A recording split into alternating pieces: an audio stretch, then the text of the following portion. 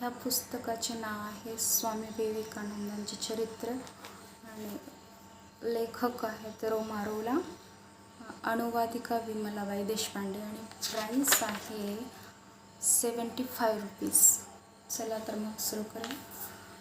माझ्या पौरस्त्य वाचकांना उद्देशून ज्ञानी यांच्या चरणांना अभिवादन असो, भक्तांच्या चरणांना अभिवादन असो, निर्गुण निराकार ईश्वरावर श्रद्धा ठेवणाऱ्या उपासकांना अभिवादन असो, सगुण साकार ईश्वरावर श्रद्धा ठेवणाऱ्यांना अभिवादन असो, पुरातन ब्रह्मज्ञांना अभिवादन असो, आधुनिक सत्यज्ञांना अभिवादन असो. माझ्याकडून जर काही प्रमाद झाले असतील तर त्यांच्याकडे सदैव दृष्टीने पाहावे अशी मी माझ्या भारतीय वाचकांना प्रथम विनंती करतो.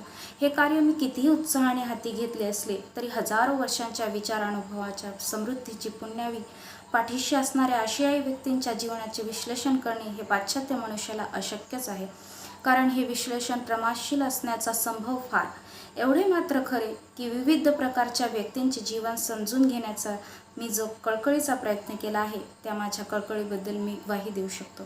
मात्र हेही करीत असताना पाश्चात्य मनुष्याची जी स्वतंत्र निर्णय शक्ती आहे तिचा मी लेशभरही त्याग केला नाही, हे मला कबूल केलेच पाहिजे. मला सर्वांच्या श्रद्धांविषयी आदर वाटतो, एवढेच नव्हे तर पुष्कळदा मला त्यांच्याविषयी विशेष आपुलकी वाटते, पण ती माझी स्वतःची श्रद्धा मात्र नसते. रामकृष्ण मला फार जवळचे वाटतात, कारण त्यांच्या शिष्यांना ते जसे ईश्वरी अवतार आहेत असे वाटते, तसे न वाटता ते एक मानव आहेत असेच मला वाटते. वेदांत तत्वज्ञानानुसार पाहिले तरी आत्म्यात ईश्वरत्व वसते, आत्मा सर्वत्र वास करतो व आत्मा हेच ब्रह्म आहे हे मान्य करण्यासाठी एखाद्या विशिष्ट व्यक्तीमध्ये ईश्वरत्व साकार झाले आहे असे मानण्याची गरज आहे असे मला वाटत नाही. असे मानणे हा आत्म्याचे राष्ट्रीकरण करण्याचाच एक प्रकार आहे. ही गोष्ट असे मानणाऱ्यांना माहीत नसते, पण हे असेच राष्ट्रीकरण मला मुळीच मान्य नाही. मला सर्वत्रच ईश्वराचे अस्तित्व जाणवते. संपूर्ण विश्वात जसे ते मला भासते त्याचप्रमाणे अणुरेणूतही ते भासते. ईश्वराच्या अस्तित्वाच्या दृष्टीने त्या दोहोत काहीच फरक नसतो आणि शक्ती ही तर विश्वव्यापी व अनंत असते. एका अणूमध्ये जी शक्ती वसत असते तिची जाणीव झाली तर ती सर्व विश्व उलथून लावेल. फरक एवढाच असतो की ही शक्ती सतत विवेक शक्तीच्या गाभ्यात माणसांच्या अहममध्ये शक्तींच्या एकममध्ये कमी अधिक प्रमाणात वसत असते. चिमुकल्या दवबिंदू सूर्याचे जे प्रतिबिंब चमकते त्यापेक्षा अत्यंत श्रेष्ठतम व्यक्तीच्या हृदयात विलसणारे प्रतिबिंब हे अधिक स्पष्ट व स्वच्छ असते, एवढेच. म्हणून पूर्वी जे श्रेष्ठतम पुरुष होऊन गेले किंवा आज जे विद्यमान आहेत त्यांच्यात व त्यांच्या जवळपास वावरणाऱ्या हजारो अप्रसिद्ध मानवात जे अंतर असते ते भाविक मनांना सुखप्रद असे भासवणे मला शक्य होणार नाही. त्याचप्रमाणे त्या त्या काळात आत्मतत्त्वाचे जे हजारो उपासक होऊन गेले त्यांच्यातून ख्रिस्त व बुद्ध हे जसे मी वेगळे निवडून काढणार नाही, तसेच रामकृष्ण व विवेकानंद हेही मी वेगळे काढणार नाही. प्राकथन. रामकृष्णांचा आध्यात्मिक वारसा घेऊन त्यांच्या विचारांचा सर्व जगभर प्रसार करण्याचे कार्य ज्या थोर शिष्याच्या वाट्याला आले तो शरीराने व भावनेने त्यांच्या अगदी विरुद्ध प्रकृतीचा होता. त्या भक्तिरत गुरुने आपले सारे जीवन कालीमातेच्या आपल्या प्रियतम देवतेच्या चरणांपाशी व्यतीत केले होते. बालपणापासूनच त्याने आपले जीवन तिला अर्पण केले होते. आत्मज्ञान होण्यापूर्वी आपले त्या देवतेवर प्रेम असल्याची त्याला जाणीव झाली आणि तिच्याप्रत पोहोचण्यासाठी जरी त्याला अनेक वर्ष हालाप्रष्ट्यांच्या दिव्यातून जावे लागले होते तरी हे दिव्य म्हणजे मध्ययुगीन युरोपातील प्रेमिक रस सरदारांना आपल्या पवित्र व धार्मिक प्रीतीविषयाच्या योग्यतेला पोहोचण्यासाठी ज्या प्रकारच्या कठीण दिव्यातून जावे लागे त्यासारखेच काहीसे होते. जीवनाच्या दुर्गम अरण्यातील त्या आडवळणी वाट्याच्या शेवटी तीच प्रतिदेवता त्यांना भेटली. सभोवतालच्या हजारो चेहऱ्यातून त्याच देवतेचे दर्शन घडले. अखेर ज्यावेळी या देवतेप्रत ते पोहोचले तेव्हा ते हजारो चेहरे ओळखण्यात व तिच्या द्वारा त्या सर्वांवर प्रेम करण्यासही आपण शिकलो आहोत असे त्यांना आढळून आले. तिच्याद्वारा संपूर्ण जगाला त्यांनी आलिंगन दिले आणि या प्रशांत पूर्णरूप ब्रह्मानंदातच त्यांनी उरलेले आयुष्य व्यतीत केले. याच पूर्णानंदाचा आविष्कार बितोनेह व शिलर यांनी आपल्या संगीतातून पाश्चात्य जगासाठी केलेला आहे. रामकृष्णांच्या श्रेष्ठतम शिष्यांनाही गुरुचे अनुकरण करणे शक्य झाले नाही. त्यांच्या शिष्योत्तम जो विवेकानंद, त्यांचा आत्मपंखाची भरारी केवढी मोठी असली तरी त्यालाही अत्यंत क्षुब्ध अशा तुफानातून अचानक कधीतरी ती उत्तुंग भरारी मारता येत असे. यावरून बिथोन व्हेनची मला वारंवार आठवण होते. विवेकानंदांची जीवन नौका जेव्हा सागरपृष्ठावर विसावा घेत असे तेव्हा कुठल्याही अचानक वाहणाऱ्या वाऱ्याने तिची शिडे पूर्ण भरून जात. पृथ्वीवरील आक्रोश, युगायुगांच्या वेदना, भुकेला समुद्र पक्ष्यांच्या थव्याप्रमाणे त्यांच्या भोवती भिरभिरू लागत. त्यांचे ते सिंह हृदय सामर्थ्यशाली भावनांच्या कल्लोळाने सदैव क्षुब्ध होत राही. उत्साहाचा हा शक्तीचा तो मूर्तिमंत पुतळा होता. अखंड चैतन्यपूर्ण क्रिया करीत रहा, असाच त्यांचा मानवांना सदैव संदेश असते. सर्व सद्गुणांचे मूळ यातच आहे अशी बिथोव्हेनप्रमाणे त्याचीही धारणा होती. ज्या निष्क्रियतेच्या जडजोखडाने पौरस्त्याची मान वाकवून टाकली आहे त्या निष्क्रियतेचा त्याला एवढा राग होता की त्याच्या भरात तो म्हणे, अगोदर शक्तिमान व्हा, पौरुष अंगी बनवा. एखादा दुष्ट मनुष्य शक्तिशाली व पौरुष संपन्न असेल तर त्याच्याविषयी मला आदर वाटेल, कारण त्याची शक्तिसंपन्नताच त्याला एक दिवस आपली दुष्ट वृत्ती सोडायला भाग पाडेल. एवढेच नव्हे तर सर्व स्वार्थाने प्रेरित झालेली सर्व कामेही त्याला सोडाव्यास लावेल आणि अशा प्रकारे ती शक्ती त्याला सत्याप्रती नेऊन पोचवेल. विवेकानंदाचा भरदार, पिळदार, व्यायाम संपन्न भव्य देह रामकृष्णांच्या नाजूक, कोमल पण चिवट देहाच्या अगदी विरुद्ध प्रकारचा होता. तो चांगला उंच तर होता 5 फूट 8.5 इंच, पण त्याचे खांदे, छाती ही रुंद होती आणि शरीर काहीसे स्थूल पण सदृढ व कणखर होते. त्याचे हात पिळदार तर होतेच, पण सर्व प्रकारच्या खेळात पटाईतही होते. त्याची कांती उजळ, चेहरा रुंद, कपाळ विशाल व जबडा सामर्थ्यदर्शक होता. त्याचे पाणीदार डोळे काळेभोर, विशाल, जरासे अधिक ठळक होते. त्याच्या जड पापण्यांचे आकार तर कमलाच्या पाकळ्यांची आठवण करून देई. त्याच्या विलक्षण भेदक दृष्टिक्षेपातून काहीही निसटत नसे. आपल्या विलक्षण मोहिनीने सर्वांना मंत्रमुग्ध करण्याची शक्ती या दृष्टीत होती आणि विनोद किंवा उपहास किंवा दया व करुणा या भावनांचे प्रतिबिंब तिच्यात चमकत राहील. आनंद समाधीत संपूर्णपणे लोपून जाण्याचे सामर्थ्य जसे तिच्यात होते त्याचप्रमाणे इतरांच्या हृदयातही तळ गाठून त्यांचा भेद घेण्याचे व आपल्या क्रोधाने त्या हृदयाला सुकून टाकण्याचे सामर्थ्यही तिच्यात पुरेपूर वसत होते. पण त्याचा ठळक उठून दिसणारा कोणता विशेष असेल तर त्याचे अवर्णनीय राजतेज. तो जन्मजात सम्राट होता आणि भारतात काय किंवा अमेरिकेत काय, जो त्याच्या निकट आला तो त्याच्या विशाल राज हृदयाला अभिवादन केल्यावाचन राहिला नाही. 1893 साली शिकागो शहरात कार्डिनल गिबन्सने सर्वधर्म परिषदेचे जे उद्घाटन केले त्या उद्घाटनाच्या सभेत जेव्हा हा अज्ञात असा 30 वर्षांचा तरुण राजगुंडा पुरुष व्यासपीठावर आला तेव्हा त्याच्या त्या भव्य राजशाही मूर्तीपुढे परिषदेच्या इतर प्रतिनिधींना सर्वांना पार विसर पडला. त्याचे सामर्थ्य व सौंदर्य, त्याची ती गौरवयुक्त ऐट, त्याच्या काळ्या भोर नेत्रातील तेज, त्याचे प्रभावशाली व्यक्तिमत्व आणि भाषण सुरू करण्याच्या क्षणापासून निनादणारे त्याच्या नाद गंभीर आवाजातील ते विलक्षण संगीत, या सर्वांनी त्या अँग्लो सॅक्सन वंशाच्या विशाल अमेरिकन श्रोतृ समुदायाला त्याच्या वर्णामुळे अगोदर त्याच्याविषयी प्रतिकूल ग्रह करून घेतलेल्या त्या श्रोतृ समुदायालाही त्याने मंत्रमुग्ध करून टाकले. भारताच्या या क्षात्र प्रेषिताने अमेरिकेवर आपला खोल ठसा उमटविला. कोणत्याही स्थानी किंवा कोणत्याही समाजात त्याला कधी दुसऱ्या क्रमांकाची जागा मिळेल या गोष्टीची कल्पनाही करणे अशक्य होते.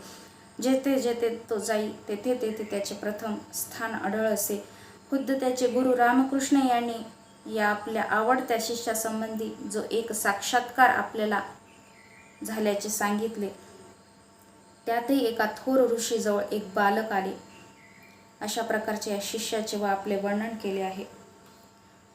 खुद्द विवेकानंद मात्र आपली योग्यता कमी आहे हे जाणून स्वतःला कमी लेखण्याचा व अशा मिळणारा अवास्तव मान दूर लोटण्याचा सतत प्रयत्न करीत असे, पण व्यर्थ. त्याला पाहता क्षणीच प्रत्येकाला त्याच्या स्वभावसिद्ध नेतृत्वाची, ईश्वरदत्त श्रेष्ठतेची, दुसऱ्यांवर सत्ता चालवण्यासाठीच या पुरुषाचा जन्म या गोष्टीची मनोमन साक्ष पटे. हिमालयात जेव्हा एकदम एका प्रवाशाला ते भेटले तेव्हा ते कोण हे माहीत नसताही त्यांना पाहताच तो स्तंभित होऊन उद्गारला, हा तर प्रत्यक्ष शिवच.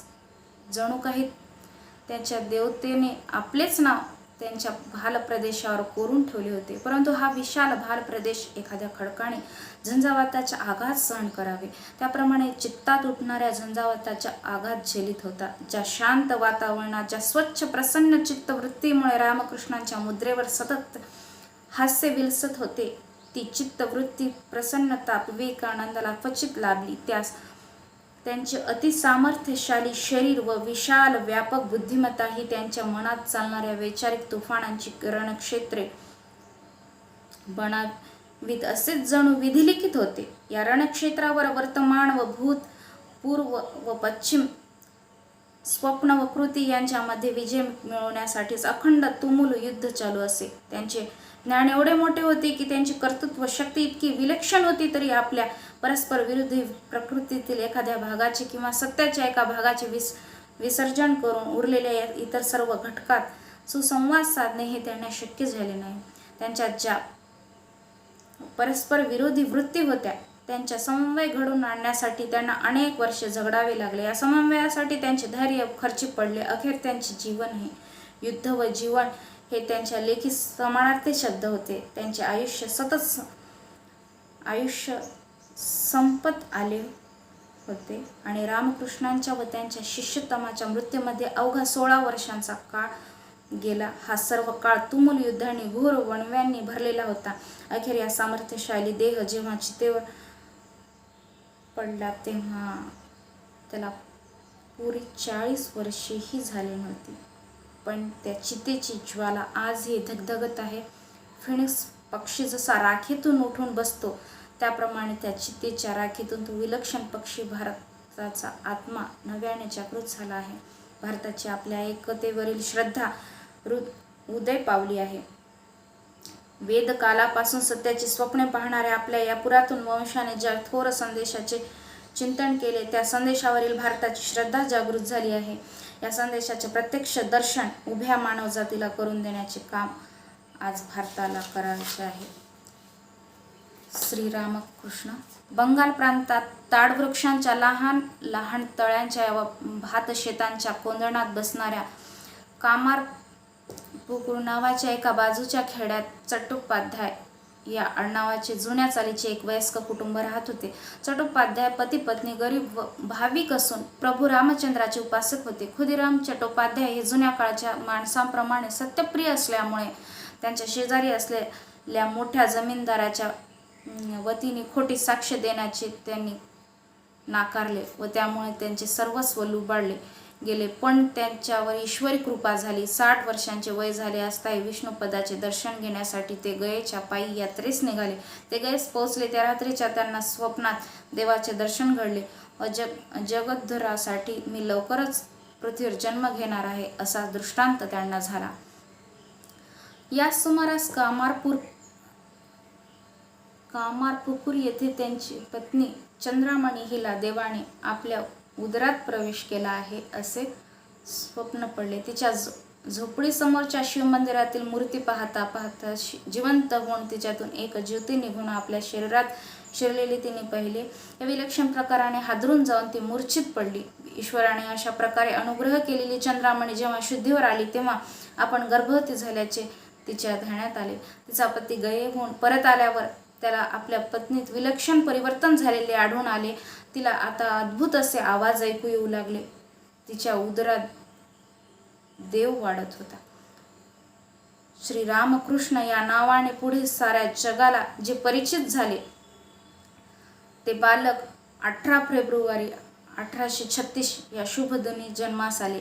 त्या बालपणीचे गदाधर हे नाव घंटेच्या द्रुत ध्वनीसारखे श्रुतिमधुर असे होते. एक सांग असं वाटतं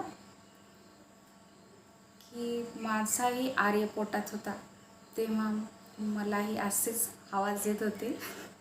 असो. बाल गदाधर लोभस व खाडेकर बाल गदाधर लोभस व खोडकर होता. त्याच्या चेहऱ्यावर एक प्रकारचा बायकी नाजूकपणा होता. अखेरपर्यंत तो तसाच कायम होता. या हसऱ्या बालकाच्या चिमुकल्या जीवात केवढी विशालता व विस्तीर्णता, केवढी विलक्षण गहनता दडलेली होती याची कुणालाच कल्पना नव्हती. त्याला स्वतःला तर मुळीच नव्हती. या अंतस्थ सुप्त शक्तीचे प्रथम दर्शन तो 6 वर्षांचा असताना घडले. 1842 साली जून किंवा जुलै महिन्यात सदऱ्याच्या टोकाला थोडेसे पोहे बांधून चिमुकला गदाधर रमतगमत शेताकडे चालला होता. रामकृष्ण याबद्दल लिहितात, मी भातशेतांच्या बांध्यावरून चाललो होतो आणि पोहे खात खात मी आकाशाकडे पाहत होतो. इतक्यात एक मोठा काळा ढग वाढत वाढत साऱ्या आकाशाला व्यापताना दिसला. त्या ढगाच्या कडेने हिमशुभ्र बगळ्यांच्या थवा उडताना मला अचानक दिसला. त्या दृश्यातील रंगांचा विरोध इतका विलक्षण मोहक होता की तो पाहताच माझे चित्त कुठेतरी दूरवर उडून गेले.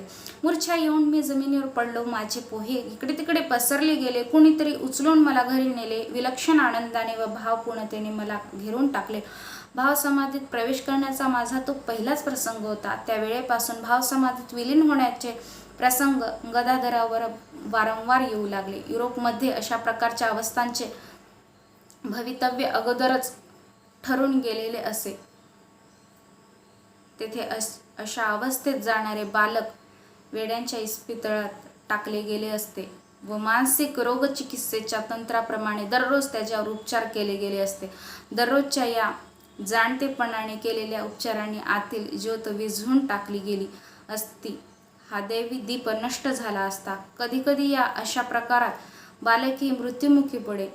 खुद्द भारतातही अशा दैवी दीपांची मालिका शतकानुशतके चमकत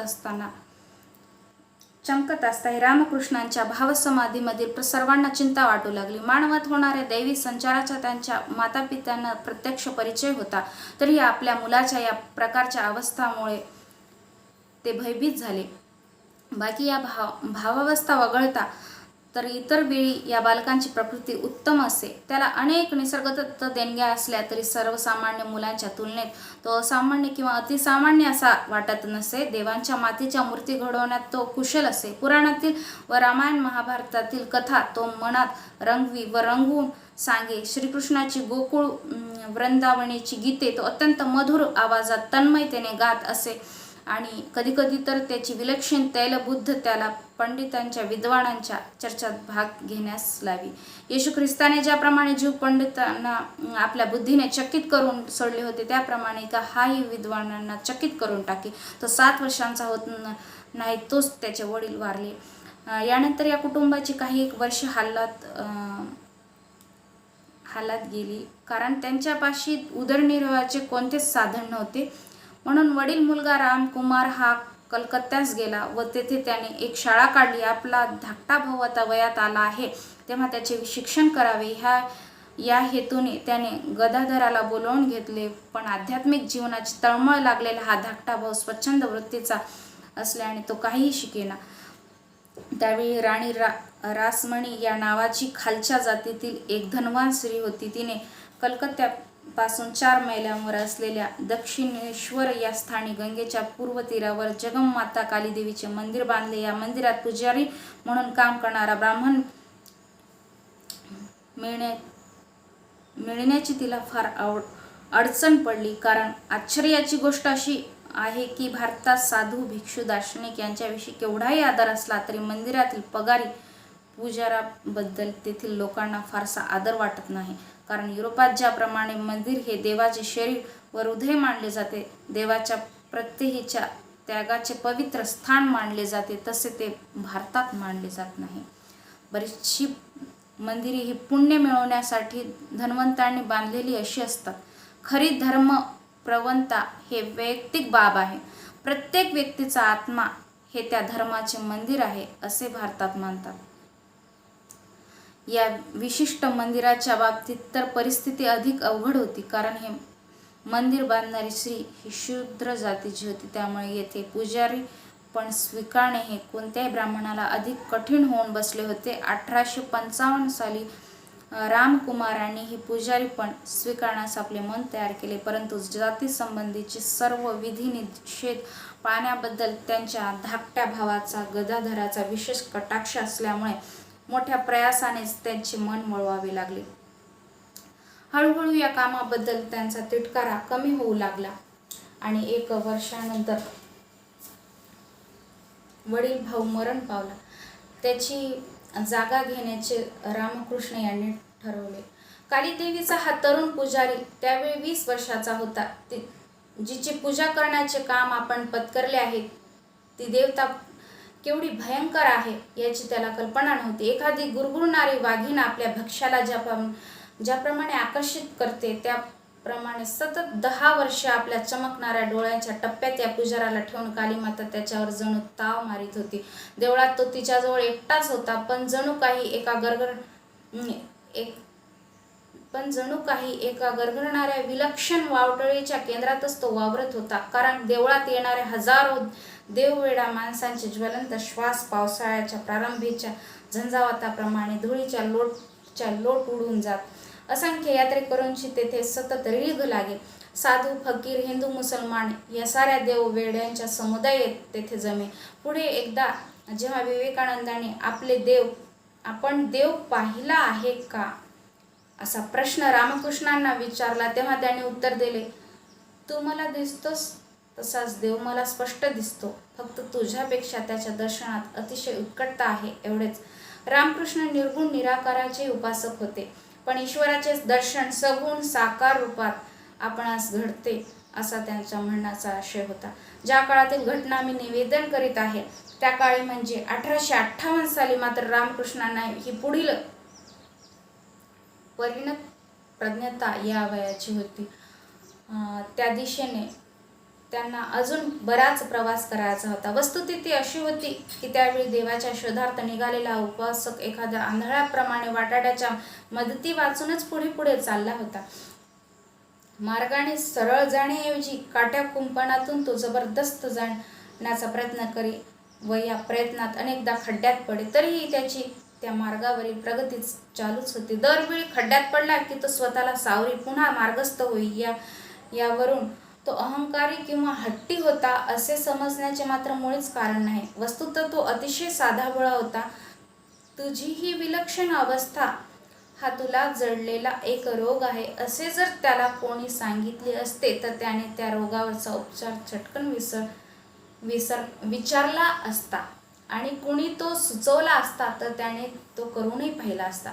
त्याच्या या वारंवार येणाऱ्या विलक्षण भावावस्थामुळे त्याला घरी कामारपुकुरला पाठवण्यात आले. त्याचे लवकर लग्न करून द्यावे असे त्याच्या आईला वाटू लागले, कारण लग्नामुळे तरी त्याचा हा दैवी अवस्थेचा आकर्षणाचा रोग नाहीसा होईल अशी तिची अपेक्षा होती. त्यानेही या बेतात कसलीच आडकाठी आणली नाही. उलट लग्नाच्या विचाराने त्याला सहज आनंद झालेला दिसला. पण त्याचे लग्न विलक्षण प्रकारचेच होते. कालीदेवतेशी त्याचे जे मानसिक मिलन घडून आले होते त्यापेक्षा या विवाहातील मिलन काही अधिक खऱ्या लौकिक स्वरूपाचे नव्हते. उलट आत्मिक दृष्टीने हे कितीतरी कमी प्रतीचे होते. 1859 साली झालेल्या या विवाहाच्या वेळी त्याची वधू ही केवळ 5 वर्षांची पोर होती. लग्नाचा सोहळा उरकल्यानंतर त्या काळच्या प्रथेप्रमाणे ती लहानशी वधू आपल्या माहेरी परत गेली आणि नंतर 8-9 वर्षांच्या दीर्घ कालावधीत तिने आपल्या पतीला कधी पाहिलेले नाही. इकडे आईच्या घरी राहून थोडा शांतचित्त झालेला तिचा पती परत आपल्या मंदिरात दक्षिणेश्वरी गेला. काली त्याची जणू वाटच पाहत होती. त्याने मंदिराचा उंबरठा ओलांडलाही नसेल तेवढ्यात त्याला अत्यंत उत्कट अशी भावसमाधी लागली. दीर्घ काळापर्यंत त्याचे डोळे मिटेच नात. आता आपणास वेळ लागणार की काय या भीतीने त्याने अत्यंत आर्ततेने कालीमातेची करुणा भाकली. या अवस्थेतून वर येण्यासाठी कालीमातेचे साक्षात दर्शन होणे एवढाच आशा तंतू होता. अशी ही मानसिक उन्मत्तावस्था भावावस्था वारंवार येणे व तिचे परिवसान होणे या अशा प्रकारात 2 वर्षे निघून गेली. अखेर सहाय्याला कोणी धावून आले. आत्तापर्यंत तो एका अमर्याद दिशाशून्य प्रवाहात प्रचंड भोवऱ्यातून व गरजणाऱ्या प्रपातातून दैवन तिकडे एकटाच पोहोच चालला होता. त्याला आलेला थकवा आता कळसाला पोचला होता. इतक्यात 2 व्यक्ती त्याच्या आयुष्यात चालून आल्या. त्यांनी त्याला सावरले व नदीच्या वेगवेगळ्या प्रवाहाचा उपयोग करून नदी पार करून दुसरा किनारा कसा गाठायचा हे त्याला शिकवले. एके दिवशी आपल्या गच्चीवरून खाली गंगेच्या विशाल प्रवाहात चालणाऱ्या रंगारंगाच्या नावाची मोज रामकृष्ण पाहत होते. इतक्यात एक नाव आपल्या जवळच्याच काठाला लागलेली त्यांनी पाहिली. त्या नावेतून उतरलेली एक स्त्री पायऱ्या चढून वर येताना त्यांना दिसली. ती उंच व सुंदर होती. तिने केस मोकळे सोडले होते. तिच्या अंगावर संन्यासिनीचे भगवे वस्त्र होते. तिचे वय 35-40च्या दरम्यान असावे, पण ती अतिशय तरुण दिसत होती. दुरून पाहत असताही रामकृष्णांना तिच्यात काही अलौकिक असे आढळले व त्यांनी तिला आपणाकडे आणण्यास सांगितले. त्यांना पाहताच तिचे डोळे आनंदाश्रूंनी भरून आले व ती त्यांना म्हणाली, बाळा, मी तरी दिवसांपासून तुझ्या शोधात आहे. ती स्त्री एका थोर ब्राह्मण कुटुंबातील असून शास्त्रविद्या पारंगत तर होतीच, पण भक्तिशास्त्रातही प्रवीण होती. ती स्वतः विष्णू भक्त होती. ईश्वरांचा संचार झालेल्या पुरुषाच्या शोधात आपण होतो. देवानेच त्याच्या अस्तित्वाबद्दल आपणास सांगितले होते व त्याला देण्यासाठी एक विशेष संदेशही मिळाला होता, असे तिने सांगितले. स्वतःचा अधिक परिचय न देता व आपले नावही न सांगता कालीच्या त्या पुजारात व या संन्यासिनीत माता पुत्राचे नाते प्रस्थापित झाले. अखेरपर्यंत तिचे खरे नाव कोणालाच माहीत नव्हते व ती भैरवी ब्राह्मणी या नावानेच ओळखली जात होती. एखादे मूल आईपाशी ज्या मोकळेपणाने सांगते त्याप्रमाणे रामकृष्ण तिच्यापाशी सारे मनातले सांगू लागले. ईश्वराचा हृदयात संचार होत असता आपणास केवढ्या शरीर व्यथेतून जावे लागले. आपल्या साधनेत आपणास कोणकोणते विलक्षण अनुभव आले आणि या सगळ्या प्रकारात आपणास किती प्रकारची शारीरिक मानसिक पीडा सहन करावी लागली हे त्यांनी तिला निवेदन केले. आपणास लोक वेडा समजतात हे त्यांनी सांगितले आणि लोकांचा हा समज खरा आहे का, असे मोठ्या नम्रतेने चिंतायुक्त स्वरात तिला विचारले. त्याच्या मनातील सारे काही ऐकून घेतल्यावर भैरवीने मातेच्या वत्सलतेने त्याला दिलासा दिला आणि भक्तिशास्त्रात वर्णिल्याप्रमाणे साधनेच्या अत्युच्च अशा महाभाव या अवस्थेपर्यंत केवळ स्वतःच्या प्रयत्नाने तू पोचला आहेस, तेव्हा तू मुळीच भय बाळगू नकोस, अशा शब्दाने त्याला आश्वासन दिले. त्याच्या सगळ्या व्यथा हे त्याच्या आध्यात्मिक प्रगतीचे माप आहे, असे तिने सांगितले. ती त्याच्या शारीरिक स्वास्थ्याची काळजी घेई आणि त्याच्या आध्यात्मिक उन्नतीलाही हातभार लावी. आतापर्यंत त्याने आंधळेपणाने व जणू रात्रीच्या अंधारातून एकट्यानेच त्या अध्यात्म मार्गावर पावले टाकली होती. त्या मार्गावरून ती त्याला आता उघड्या डोळ्यांनी व पूर्ण प्रकाशात घेऊन जाऊ लागले. या ईश्वरी साक्षात्काराची प्रक्रिया संशोधन करण्यासाठी ईश्वर दर्शन शास्त्राला शतकानुशतके घालवावी लागली. तो साक्षात्कार रामकृष्णांना थोड्या वर्षांच्या काळातच नैसर्गिक अंतःप्रेरणेने प्राप्त झाला. परंतु ज्या मार्गाने त्यांना हा साक्षात्कार प्राप्त झाला तो मार्ग त्यांना डोळसपणे दाखवून दिल्याखेरीज त्या मार्गावर त्यांना खरेखुरे प्रभुत्व प्राप्त होणे अशक्य होते. या मार्गात त्यांचा प्रवेश करून देणाऱ्या या गुरुला रामकृष्ण हे देवाचा अवतार आहेत या गोष्टीची खूण पटली. त्याबरोबर या भैरवीने दक्षिणेश्वरी विद्वानांची सभा भरवली व बऱ्याच शास्त्रीय चर्चेनंतर धार्मिक शास्त्री पंडितांनी या देवाच्या अवताराला जाहीर रीतीने मान्यता द्यावी असे भैरवीने आग्रह केला. या वेळेपासून रामकृष्णांची कीर्ती दूरवर पसरण्यास प्रारंभ झाला. एकाच नव्हे तर सर्वच प्रकारच्या साधनांमध्ये परिपक्व झालेल्या या दैवी अवताराचे दर्शन घेण्यास दूरदूरच्या ठिकाणाहून लोक येऊ लागले.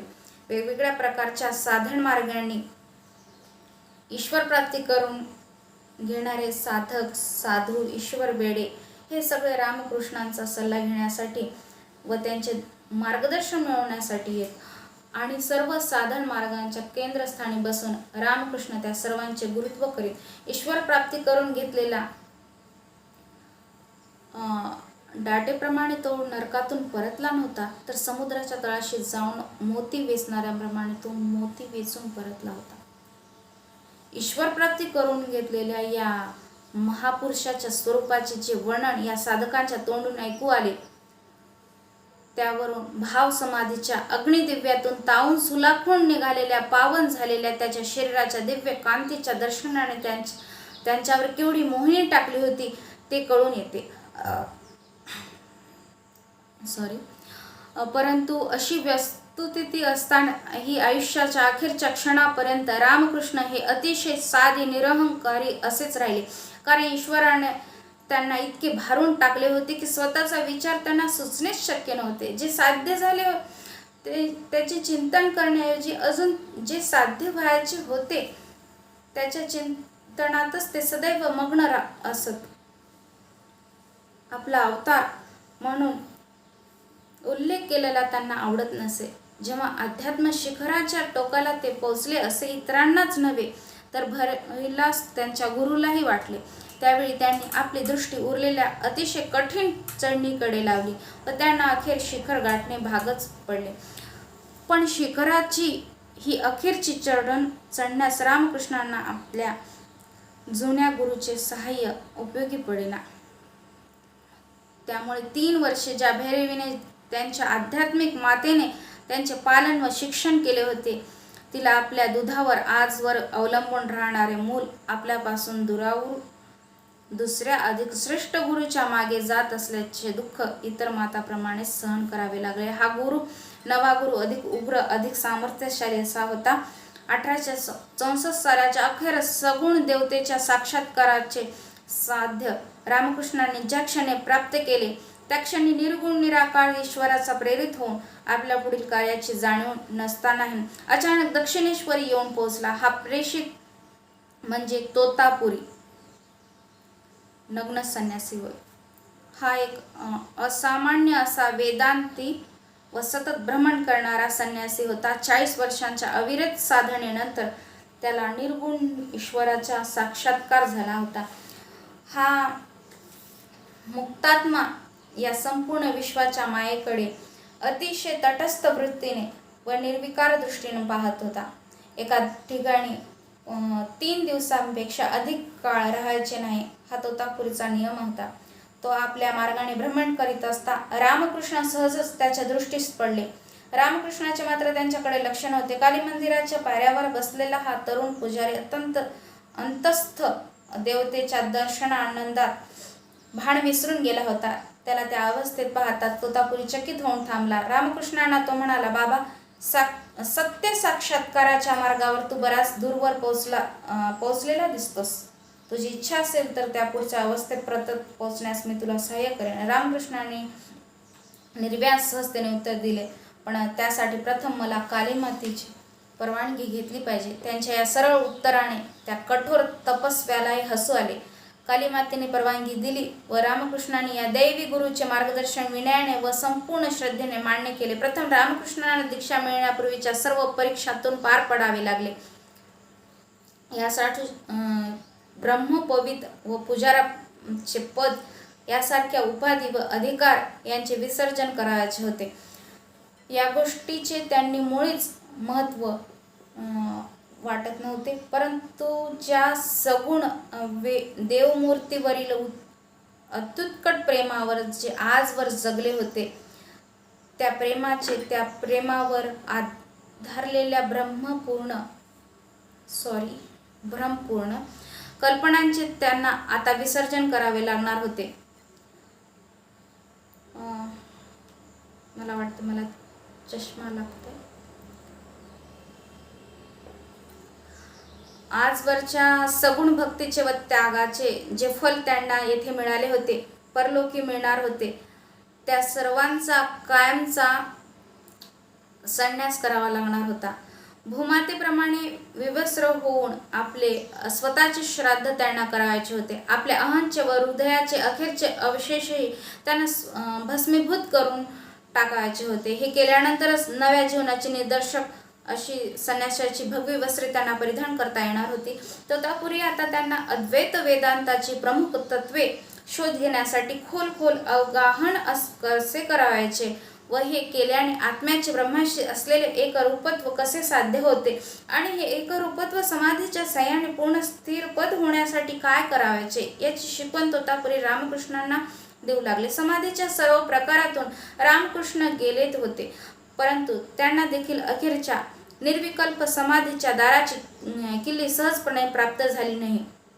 त्यांनी स्वतःच्या बाबतीत जे सांगितले आहे तेच येथे उद्धृत करणे उचित ठरेल, कारण त्यांच्या या निवेदनाला भारतातील पवित्र ग्रंथाप्रमाणे स्थान प्राप्त झाले आहे. असे नव्हे तर आत्मज्ञान व आत्मदर्शन यांच्या संबंधी जी जी स्फूर्त वचने आजवर साक्षात्कारी पुरुषांच्या मुखातून बाहेर पडली आहेत ती लेखबद्ध केलेले कागदपत्र पाश्चात्यांच्या ज्या पुराण वस्तू संग्रहालयात आहेत तिथेही या निवेदनाला स्थान प्राप्त झाले आहे. रामकृष्ण सांगतात, सर्व विषयातून मन पूर्ण काढून घेऊन ते आत्म्याच्या तळापर्यंत पोहोचण्यास त्या नग्न तोतापुरीनेच मला शिकवले. पण कितीही प्रयत्न केले तरी नामरूपाचे विश्व ओलांडून रूपातील अशा निर्गुण निराकार अवस्थेप्रत मनाला पोहोचणे मला शक्य होईना. इतर सर्व विषयातून मन काढून घेण्यास मला मुळीच प्रयास पडत नसत. पण सर्व ज्ञानाचे सार अशी जी मातेची तेजस्वी मूर्ती जिवंत स्वरूपात मला दिसे तिची चिरपरिचित दर्शन एवढाच काय तो त्याला अपवाद असे. पलीकडचा मार्ग तिने रोखून धरला होता. अद्वैत वेदांताच्या तत्वावर लक्ष केंद्रित करण्याचा मी अनेकदा प्रयत्न केला, पण दरवेळी मातेची मूर्ती त्या प्रयत्नांच्या आड उभी राही. अखेर मी निराश होऊन तोतापुरींना सांगितले, छे, यात काही अर्थ नाही.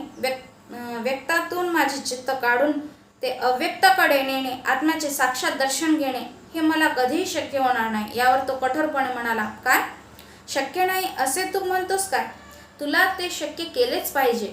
असे म्हणून इकडे तिकडे पाहून त्याने एक काचेचा तुकडा घेतला व माझ्या भुवयांच्या मध्यभागी खुपसला आणि यावर चित्त केंद्रित कर असे तो म्हणाला. यावर नंतर मी सारी शक्ती खर्च करून ध्यान करू लागलो आणि काली मातेचे तेजस्वी रूप दिसताच विवेकाच्या तलवारीने मी तिचे 2 तुकडे करून टाकले. त्याबरोबर अखेरचा अडथळा तात्काळ दूर झाला आणि व्यक्ताच्या पार पलीकडे जाऊन माझे मन अव्यक्तात विलीन झाले आणि मी समाधीस्थ झालो. निर्विकल्पाचे दार अशा प्रकारे महत्प्रयासांनी व अपार अपेष्टा भोगल्यानंतर रामकृष्णाला उघडता आले, परंतु हा उंबरठा ओलांडताच अखेरची निर्विकल्प समाधीची अवस्था त्यांनी तात्काळ गाठली. तेथे विषय व विषयी या दोघांचाही लोप झाला. 1885 सालचा अखेरीत तोतापुरी निघून गेल्यानंतर जवळजवळ 6 महिने रामकृष्ण त्या दैवी अवस्थेत निर्विकल्प समाधीत राहिले. रामकृष्ण शरीराच्या सहनशक्तीचा अंत होईपर्यंत ब्रह्माशी तादात्म्य साधणारी त्यांची ही समाधी अवस्था चालू राहिली. जुन्या काळच्या फकीरांची समाधी अवस्थांची जी वर्णने आपण वाचतो ती खरी धरून चालले तर अशा प्रकारच्या निर्विकल्प समाधीत रामकृष्ण 6 महिने मग्न होते.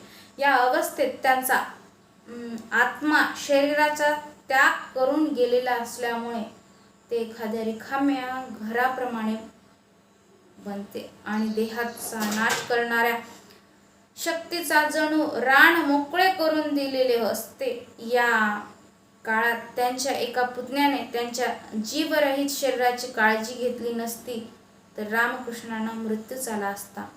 निराकार परब्रह्माशी समाधीमग्न अवस्थेत एकरूप होण्याची त्यांनी परम सीमा गाठली होती. या काळात आपण मरणाला जणू आवाहनच केले होते असे रामकृष्णांना स्वतःलाच पुढे समजून आले. ते त्या अवस्थेत परत नेहमीच्या जीवनात आले. हा एक दैवी चमत्कारच होता. अशा प्रकारची परीक्षा देण्यापासून त्यांनी आपल्या शिष्यांना परावृत्त करण्याची सावधगिरी पुढे सतत बाळगली. विवेकानंदांनाही त्यांनी या निर्विकल्प समाधीची परवानगी दिली नाही. दुसऱ्यांची सेवा करण्यासाठी स्वतःच्या सुखाचा त्याग करणे हे ज्या थोर पुरुषाचे कर्तव्य असते त्यांना हे समाधी सुख निषिद्ध असते असे त्यांनी याचे कारण सांगितले. आपणास निर्विकल्प समाधी लावून द्यावी, परब्रह्माशी तादात्म्य साधण्याचे ते भयंकर दार उघडून द्यावे यासाठी जेव्हा तरुण नरेन म्हणजे विवेकानंद रामकृष्णांच्या फार मागे लागले तेव्हा रामकृष्णांनी रागाने त्यांना नकार दिला. रामकृष्ण वस्तुतः कधी रागवत नसत आणि आपल्या आवडत्या शिष्याच्या भावना न दुखावण्याबद्दल तर ते नेहमीच सावधगिरी बाळगत असत. तरीही या प्रसंगी ते रागाने ओरडले, तुला लाज वाटली पाहिजे. तू हजारो थकल्या भगल्या जीवांना आसरा देणार वटवृक्ष होशील अशी माझी तुझ्याबद्दलची अपेक्षा होती. पण तू तर स्वार्थीपणाने केवळ स्वतःचे सुख साधूच इच्छितोस बाबा. या लहान सहान गोष्टींकडे दुर्लक्ष कर. अशा एकांगी ध्येयाने तुला खरे समाधान कसे मिळेल? तुझे ध्येय सर्वांगीण असले पाहिजे. ईश्वराची उपासना तू सर्व मार्गाने करीत राहा. ध्यान धारणा आणि प्रत्यक्ष कार्य या दोन्ही मार्गांचा त्यांनी निर्देश करायचा होता. तू अत्युच्च ज्ञानाची पूर्णता मानवतेच्या अत्युच्च सेवेत त्यांच्याकडून व्हावी अशी त्यांची इच्छा होती. रामकृष्णांचे रागाचे उद्गार ऐकताच संन्याशापुढील कर्तव्याच्या जाणीवेनेच नरेंचे हृदय अतिशय व्यथित झाले. त्याचे डोळे भरून आले. गुरूंनी केलेला हा निषेध योग्यच होता हे त्याला मान्य होते. पुढील सर्व जीवन मानवतेची सेवा करण्यासाठी नम्रतेने कष्टाने धैर्याने जरी त्याने व्यतीत केले तरी अखेरपर्यंत निराकार परब्रह्माशी तादात्म्य पावण्याची ओढ त्याला सतत खेचत होती. आपल्या मंदिरातून रामकृष्णांना अनेक मुसलमान फकीर जाता येताना दिसत. कारण दक्षिणेवर मंदिराची मालकीन राणी रासमणी ही खालच्या जातीतील असली तरी उदार हृदयाची धनिक होती.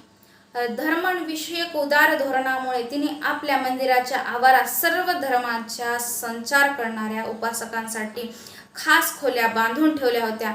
त्यामुळे तिथेच गोविंदराय नावाच्या धर्मनिष्ठ मुसलमानाशी रामकृष्णांची गाठ पडली. आपल्या प्रार्थनेत मग्न झालेल्या गोविंदरायाच्या देहामध्ये इस्लामच्या द्वारा ईश्वर प्राप्ती झालेला जीव दडला आहे हे रामकृष्णांना सहज समजून आले. आपणास इस्लाम धर्माची दीक्षा देण्यास त्यांनी गोविंदरायाला सांगितले आणि त्यानंतर अनेक दिवस हा कालीचा पुजारी आपल्या देवतांना संपूर्णपणे विसरला व त्यांचा त्याने त्यागही केला. आपल्या देवतांची पूजा तर त्याने सोडलीच, पण त्यांचे स्मरणही त्याला होईना. तो मंदिराच्या बाहेर राहू लागला. अल्लाहचा नावाचा जप करू लागला. एवढेच नव्हे तर निषिद्ध पदार्थांचे सेवन, पवित्र अशा गोमातेच्या मांसाचे सेवन करण्यास सिद्ध झाला. या प्रकाराने राणी रासमणी नंतर मंदिराचे मालक बनलेल्या माथुर बाबूंच्या अंगावर काटा उभा राहिला व त्यांनी रामकृष्णांना त्यापासून परावृत्त होण्यास विनवले. रामकृष्णांना भ्रष्टाचारापासून वाचवण्यासाठी ते मुसलमानाच्या देखरेखीखाली ब्राह्मणाकडून गुप्तपणे त्यांचे भोजन तयार करू लागले. आपल्या या नव्या साधनेच्या द्वारा रामकृष्णांनी आपल्या विचार भावनांचे सर्वस्वी वेगळ्या विचार भावनांमध्ये संपूर्ण विसर्जन केले. याचा परिणाम असा झाला की या उत्कट भावनाशील कलावंताच्या आध्यात्मिक प्रवासामध्ये नेहमी घडत आले त्याप्रमाणे आताही त्याची उत्कट भाव कल्पना मूर्तिमंत स्वरूपात त्यांच्या पुढे अवतरली. भव्य गंभीर चेहऱ्याची, पांढऱ्या शुभ्र दाढीची एक ज्योतिर्मय मूर्ती त्यांच्या पुढे उभी राहिली. इस्लामच्या प्रेषिताची त्यांची कल्पना बहुधा अशीच असावी. ही मूर्ती त्यांच्या जवळ आली व त्यांच्यात लुप्त झाली. रामकृष्णांना मुसलमानी ईश्वराची सोपाधिक ब्रह्माची प्राप्ती झाली आणि लागलीच ते निरुपाधिक ब्रह्मात लीन झाले. इस्लामच्या नदीने त्यांना पुन्हा सागराकडे नेऊन पोहोचले. 7 वर्षानंतर रामकृष्णांच्या विविध साधनांचा प्रवास स्पष्ट होण्यासाठी या प्रकारच्या सर्व घटना मी एकत्रित देत आहे. 7 वर्षानंतर याच प्रकारच्या अनुभवातून रामकृष्णांना ख्रिश्चॅनिटीचा साक्षात्कार झाला. नोव्हेंबर 1874च्या सुमारास दक्षिणेश्वर जवळच्या एका बागेत राहणाऱ्या मल्लिक नावाच्या कलकत्त्याच्या हिंदू मनुष्याने त्यांना बायबल वाचून दाखवले. तेव्हा रामकृष्णांची ख्रिस्ताशी प्रथम भेट झाली. लवकरच बायबलच्या शब्दातून प्रत्यक्ष येशू ख्रिस्त साकार झाले. ख्रिस्ताच्या जीवनाने त्यांचे जीवन व्यापून टाकले. एक दिवस आपल्या एका श्रीमंत हिंदू मित्राच्या खोलीत ते बसले असताना त्यांच्या भिंतीवर ख्रिस्त माता मेरी व बालख्रिस्त यांचे चित्र दिसले. पाहता पाहता त्या मूर्ती जिवंत झाल्या आणि त्यांच्या आध्यात्मिक जीवनाच्या नेहमीच्या क्रमाप्रमाणे अपेक्षित ते घडून आले. त्या पवित्र मूर्ती त्यांच्या जवळ आल्या व त्यांच्यात लुप्त झाल्या. त्यांचे सर्व जीवन ख्रिस्तमय झाले. साऱ्या हिंदू कल्पना नाहीशा होऊन गेल्या. या साऱ्या कल्लोळातून झगडत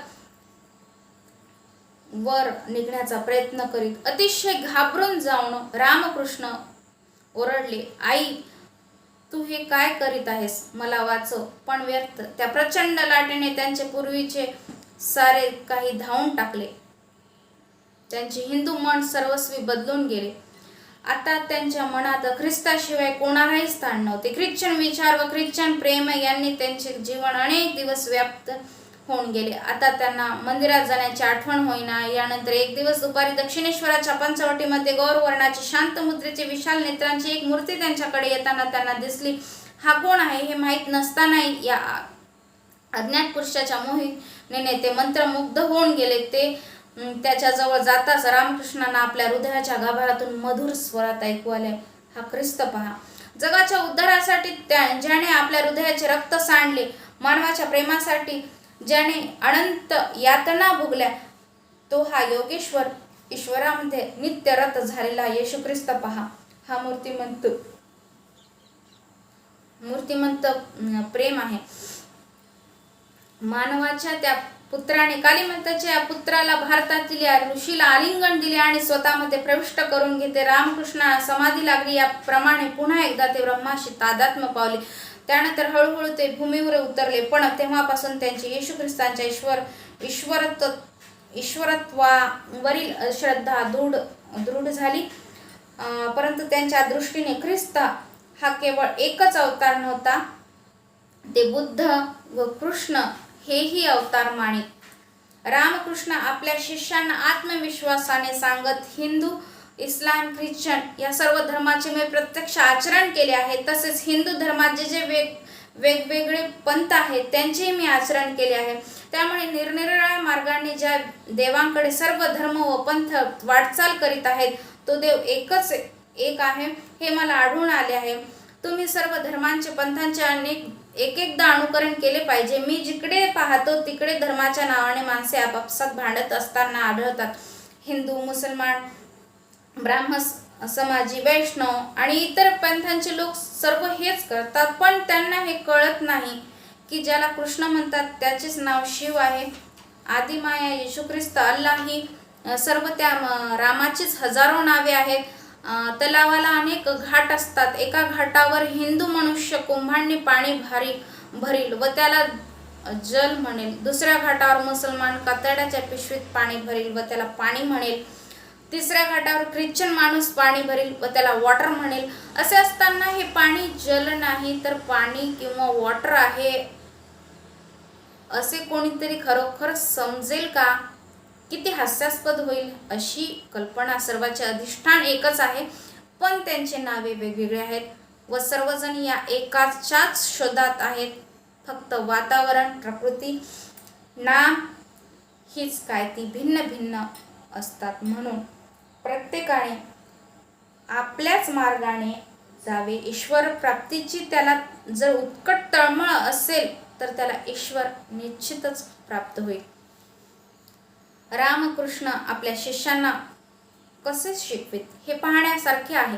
विवेकानंदांनी त्यांच्या शिकवण्याच्या पद्धतीच्या नवेपणावर विशेष जोर देऊन तिचे वर्णन केले आहे. विशेषतः त्या काळच्या भारतात त्यांची शिकवण्याची पद्धत ही वैशिष्ट्यपूर्ण होती. त्यांच्या शिक्षण पद्धतीतील काही तत्वे युरोपातील काही नव्या शाळांनी स्वीकारली आहेत व त्यांची सुसूत्र पद्धती बनवली आहे. रामकृष्णांच्या काळापर्यंत भारतात गुरुच्या शब्द म्हणजे प्रमाण असे. आईबापांविषयी मुलांना जो आदर असे त्यापेक्षाही अधिक आदर गुरु आपल्या शिष्यांना बाळगावयास लावीत. रामकृष्णांना मात्र हे मुळीच आवडत नसे. ते आपल्या तरुण शिष्यांच्या पातळीवरूनच त्यांच्याशी बोलत. ते आपल्या शिष्यांचे मित्र व बंधू होते आणि त्यांच्याशी बरोबरीच्या नात्याने मोठेपणाचा थोडाही आव न आणता बोलत. रामकृष्णांच्या या विशिष्ट शिक्षण पद्धतीमुळे शिष्यांच्या विकासाच्या मार्गात त्यांच्या उपदेशाचा अडथळा उत्पन्न होत नसे. यासाठी ते अतिशय जपत. सूर्य व वनस्पती यांच्यामध्ये जो उभा राहतो त्याच्यामुळे वनस्पतीच्या विकासात व्यत्यय येतो ही गोष्ट जाणून ते हा प्रकार कटाक्षाने टाळत. इतरांच्या व्यक्तित्वाबद्दलचा त्यांचा आदर व प्रेम ही एवढी मोठी होती, इतरांचे व्यक्तित्व दडपले जाते की काय याविषयीचे त्यांचे भय एवढे होते की आपणावर इतरांनी फार प्रेम केले तरी त्यांना भय वाटे. आपल्यावरचे आपल्या शिष्यांचे उत्कट प्रेम हे त्यांना बंधनकारक होऊ नये अशी त्यांची सतत इच्छा असे. ते म्हणत, भोंग्यांना तुमच्या हृदयातील मध पिऊ द्या, पण तुमच्या हर्षस सौंदर्याच्या मोहिनीने त्यांच्यापैकी एखादा तुमच्या पाकळ्यात बंदिवान होऊ नये याविषयी मात्र सतत जागरूक राहा. स्वतःचे विचार व कल्पना दुसऱ्यांवर लादण्याचे त्यांच्या कधी मनातही आले नाही. ते कधीही वेदांताची किंवा धर्मतत्वांची शुष्क निष्फळ चर्चा करीत नसत. ते म्हणत, मला तत्वचर्चा आवडत नाही. ईश्वर तर्कशक्तीच्या पलीकडे आहे. जे जे काही अस्तित्वात आहे ते सारे ईश्वरमयच आहे हे मला स्पष्ट दिसते. मग तर्क चालवणारा फायदा तरी काय? बागेत शिरा व मधुर आम्रफळे खाऊन बाहेर पडा. बागेत गेल्यावर आंब्याच्या झाडावरील पाने का मस्जिद बसायचे असते? तेव्हा पुनर्जन्म किंवा मूर्तीपूजा यांच्याविषयीच्या गाथ्या कोट करण्यात वेळ कशाला दवडवता? मग त्यांच्या दृष्टीने महत्त्वाचे तरी काय होते? तर व्यक्तिगत अनुभव. प्रथम अनुभव घेऊन पहा आणि मगच ईश्वरावर श्रद्धा ठेवा. श्रद्धा ही साक्षात अनुभवानंतर उदय पावली पाहिजे, अगोदर नव्हे. ती अगोदरच उत्पन्न झाली तर ती जीवनाशी विसंगत आहे असेच समजावे. सर्व मानव मात्रांमध्ये ईश्वर पाहणे, त्याच्याप्रमाणे प्रेम करणे हीच खरी करुणा होय असे रामकृष्णांचे म्हणणे होते. कारण ईश्वर मानवात साकार झाला आहे. मानवातील ईश्वरत्वावर जोवर प्रेम करता येत नाही तोवर मानवाबद्दल खरेखुरे प्रेम वाटणे व त्याला खरेखुरे सहाय्य करणे शक्यच नाही. यावरून निघणारा उपसिद्धांतही तेवढाच सत्य आहे. प्रत्येक मनुष्यात जोवर ईश्वरत्वाचे दर्शन घडत नाही तोवर ईश्वराची ओळख पटणे अशक्य आहे. आज मात्र वस्तुस्थिती अशी आहे की मानव आज दुःखात आहे. तो मरणोन्मुख झाला आहे. त्याच्या दुःखाकडे कोणाचे लक्ष नाही. मग त्याला काहीही मदत न करता तसेच राहू द्यायचे काय? अर्थातच नाही. पण हे जे कार्य रामकृष्ण करू शकले नाही त्यांच्या पूर्व कर्मांच्या मर्यादांमुळे व त्यांच्या आयुष्याच्या मर्यादित कालावधीमुळे जे त्यांना कधीच करता आले नसते. त्यांचे आयुष्य त्यावेळी संपुष्टात येत चालले होते. त्यांना कधीच करता आले नसते. ते कार्य त्यांनी आपल्या शिष्योत्तमाकडे, आपल्या संदेशाच्या खास वारसदाराकडे, विवेकानंदाकडे सोपवले. मानवांच्या सहाय्यासाठी मानव सागरातून ज्याला हुडकून काढण्याचे अवतार कार्य त्यांनी केले होते. ज्या शिष्यवराकडे त्यांनी आपले हे विशिष्ट कार्य सोपवले त्याची स्वतःची फारशी इच्छा नसतानाही या जगात राहून हे विशिष्ट कार्य करण्याचे व गरिबांचे व दलितांचे दुःखे दूर करण्याचे काम त्यांनी आपल्या या खास शिष्याकडे सोपवले. विवेकानंदांनी आपली सारी उत्कट तळमळ व अपार कार्यशक्ती या कामात ओतली. कारण आपल्या गुरुपेक्षा त्याचे व्यक्तिमत्व हे सर्वस्वी वेगळ्या दगडणीचे होते. दीनदुःखितांच्या सहाय्यास धावण्यासाठी एक दिवसच काय पण एक तासही ते थांबू शकले नसते. दुसऱ्यांचे दुःख त्यांना स्वतःचे दुःख असल्याप्रमाणे जाणवे. त्याने त्यांचे मन पूर्ण व्यापून जाईल. त्याच्या दर्शनाने त्याच्या तोंडून अतिव निराशेचे आर्त उद्गार हृदय पुळवटून बाहेर पडत. प्रत्येक शिष्याच्या ग्रहणशक्तीप्रमाणे रामकृष्ण आपला विचार त्याला सांगत. प्रत्येक मानवी मनाचे जे नाजूक संतुलन असते ते तर ते बिघडू देत नसतच, परंतु त्यांच्या याच्याही पुढे जाऊन प्रत्येक मानवी मनाचे जे घटक असत त्याच्या प्रमाणात हळूवारपणे आवश्यक ते फेरफार करीत ते त्याचे नवे संतुलन प्रस्थापित करीत असत. प्रत्येकाच्या वृत्तीशी जुळेल त्याप्रमाणे ते आपली पद्धत इतक्या प्रमाणात बदलत की कित्येकदा ते परस्पर विरोधी विचार करत व्यक्त करीत आहेत की काय असेच वाटे. सामान्य जीवनाचे नियमन करणारे जे सामान्य आदर्श असतात त्यांच्या पार पलीकडे असणाऱ्या या परब्रह्माच्या सतत सानिध्यात राहणाऱ्या माणसाला दैनंदिन जीवनातील बारीक सारीक तपशिलाच्या गोष्टी समजणे व त्यांच्या बाबतीत इतरांना मार्गदर्शन करणे हे शक्यच होणार नाही अशी सामान्यतः समजून असते. परंतु रामकृष्णांच्या बाबतीत परिस्थिती अगदी उलट होती. मायेच्या बंधनापासून ते मुक्त असल्यामुळे नाना प्रकारची पूर्वग्रह, कडवेपणा आणि मनाच्या हृदयात कोतेपणा यांची झापड त्यांच्या मनावरून प्रारंभीच निघून गेलेली होती. अशा प्रकारे प्रांजल व विमुक्त विचाराला कसलीच आडकाठी न राहिल्यामुळे ते सर्व गोष्टींचे व माणसांचे मूल्यमापन असत व समतोलपणे करीत.